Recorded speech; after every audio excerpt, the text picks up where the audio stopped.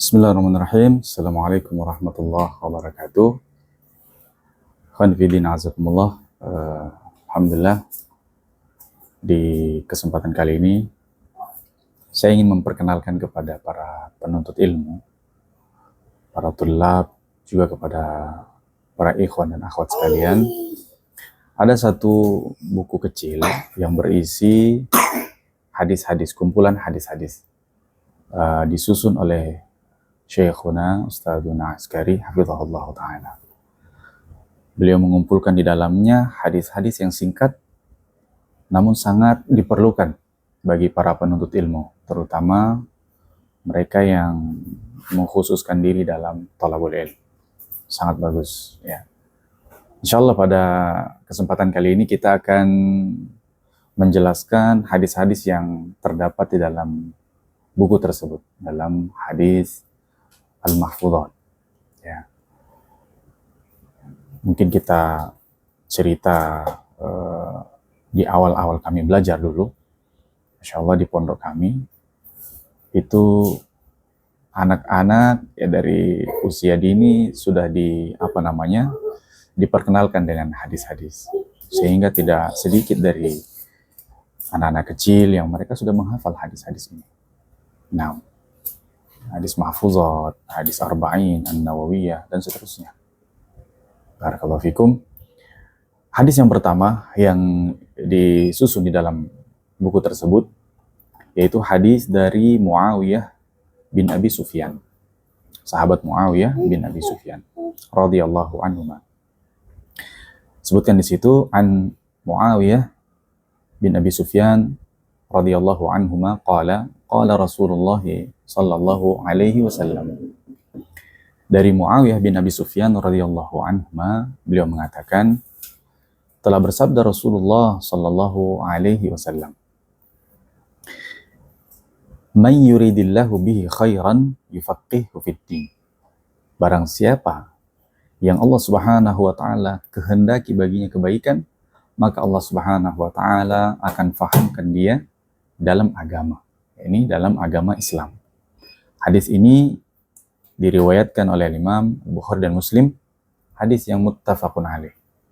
Baik, kita akan jelaskan di sini atau kita sebutkan di sini penjelasan beberapa para ulama, namun kita menukil dari penjelasan Syekh Ibnu Utsaimin rahimahullah taala. Naam. Kata beliau rahimahullah, wallahu jalla wa ala yuridu fi khalqihi ma yasha'u min khairin wa syarrin. Allah Subhanahu wa taala itu menginginkan untuk hamba-hambanya ada kebaikan, ada pula keburukan. Akan tetapi lakin kullu iradatihi khair. Akan tetapi semua apa yang Allah kehendaki itu semua kebaikan. Semua yang Allah Subhanahu wa taala kehendaki pasti kebaikan. Walaupun apa yang dirasakan oleh beberapa makhluk mungkin bagi mereka suatu yang tidak menyenangkan, suatu keburukan. Baik. Wa amma muradatuhu fa fiha al-khair wa syarr.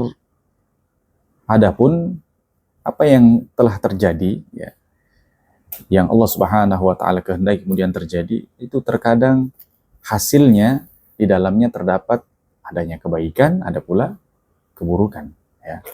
Kullu qada'ihi khair. Akan tapi semua yang Allah Subhanahu wa taala tetapkan adalah kebaikan.